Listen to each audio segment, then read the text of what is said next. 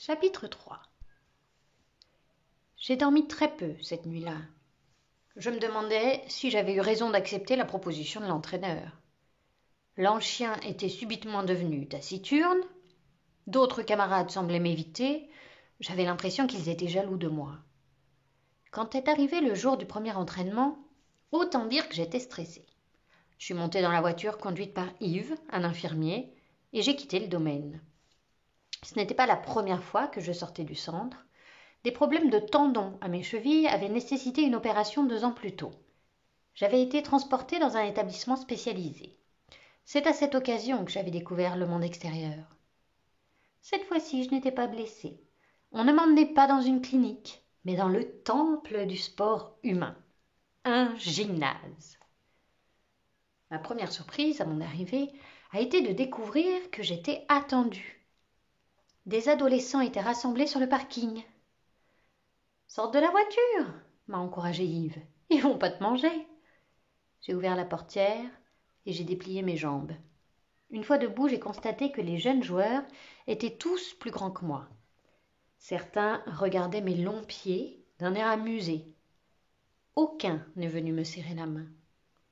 « Bonjour, Langourou !» a retenti une voix. C'était Joe, l'entraîneur. Les joueurs se sont écartés pour lui céder le passage. « Bienvenue parmi nous !» a-t-il continué. Il s'est tourné vers les garçons et leur a dit « Je vous présente le nouveau dont je vous ai parlé. À partir d'aujourd'hui, il va s'entraîner avec nous. Il est là pour vous offrir une opposition et vous faire progresser. Je l'ai vu sauter et je peux vous garantir que c'est un phénomène. » Il a remarqué que des joueurs ricanaient. « Que les choses soient claires, » a-t-il ajouté, l'air grave. « Si je surprends l'un d'entre vous en train de l'insulter ou de le ridiculiser, il sera écarté de l'équipe sur le champ. Me suis-je bien fait comprendre ?»« Oui, » ont-ils répondu d'une seule voix. Aucun mot ne pourrait exprimer la surprise que j'ai éprouvée lorsque j'ai entendu les paroles de cet homme. Il avait exigé qu'on me respecte. « Ne fais pas cette tête, » m'a-t-il lancé. « Dépêche-toi, va te changer et rejoins-nous sur le terrain. » Chapitre 4.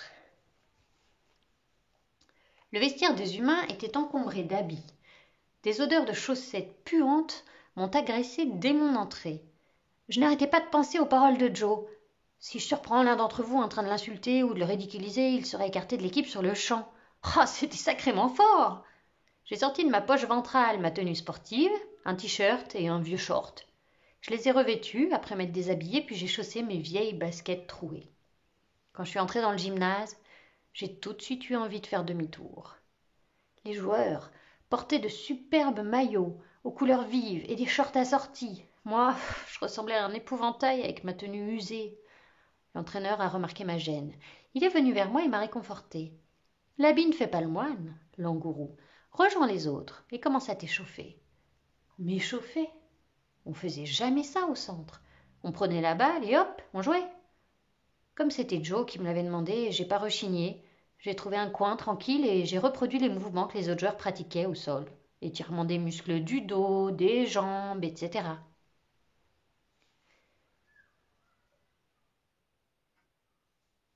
Un quart d'heure plus tard, l'entraîneur nous a demandé d'effectuer des tirs à mi-distance en nous associant par deux. Comme on était un nombre impair, je me suis retrouvée seule. « Je me mets avec toi » a-t-il décidé. « Vas-y, prends la balle. » J'ignore si c'était le stress de devoir tirer au milieu des autres, mais j'ai raté tous mes shoots. J'étais nulle. Vexée, je suis allée m'asseoir sur un banc. Joe m'a laissé faire. Je décelais de la moquerie dans le regard de certains joueurs. Ils devaient se dire « Mais qu'est-ce que ce minable vient faire parmi nous ?» J'avais honte. Lorsque l'entraîneur a de nouveau demandé aux joueurs de se rassembler au centre du terrain, je n'ai pas bougé. Je n'avais qu'une envie, quitter ce gymnase et ne jamais plus y remettre les pieds.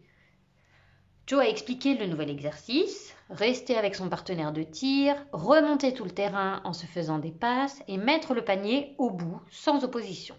Pendant 5 minutes, les joueurs ont appliqué la consigne. Je les ai regardés. Puis Joe est venu s'asseoir à côté de moi et m'a dit « De deux choses l'une, soit tu continues de bouder et c'est le dernier entraînement auquel tu participes, soit tu réagis en montrant ce que tu sais faire. Ce que je sais faire, vous l'avez vu, j'ai raté tous mes paniers. Dans 30 secondes, je vais te demander de te placer seul en défense pour empêcher les autres de marquer. Ils vont débouler à 2 sur toi, par vagues successives. Tu devras stopper leur tir sans faire de faute. Si tu refuses cet exercice, je ne te demanderai plus jamais rien. Ces paroles ont eu sur moi l'effet d'un électrochoc. J'ai décidé de relever le défi. Je me suis positionnée en défense quand Joe m'a fait signe. Les 2 premiers joueurs se sont élancés à l'autre bout du terrain et se sont présentés devant moi. L'un d'eux m'a passé avec une feinte et a marqué facilement son panier. J'ai même pas eu le temps de décoller mes pieds du sol. L'humiliation continuait. « Tu te fiches de moi ?» s'est énervé l'entraîneur. « Je sais de quoi t'es capable, alors fais-le !» 2 nouveaux joueurs sont arrivés en effectuant des passes. Celui de droite m'a dribblé d'une balle dans le dos et a tiré. Le ballon aurait dû rentrer facilement, mais je me suis retournée et j'ai bondi pour aller le cueillir. J'ai senti mes jambes se détendre d'un coup, comme à chaque fois que je sautais dans le parc du centre. Sauf que là, je crois que mon amour-propre a été un 2e ressort. Je suis allée chercher la balle à 3,50 m de hauteur. Un saut stratosphérique. Silence dans le gymnase. Les joueurs se sont arrêtés de respirer. Je suis sûre qu'ils n'avaient jamais vu une telle détente. Celui qui a tiré s'est approché de son partenaire et lui a dit « Eh non, mais t'as vu ça? C'est un extraterrestre !»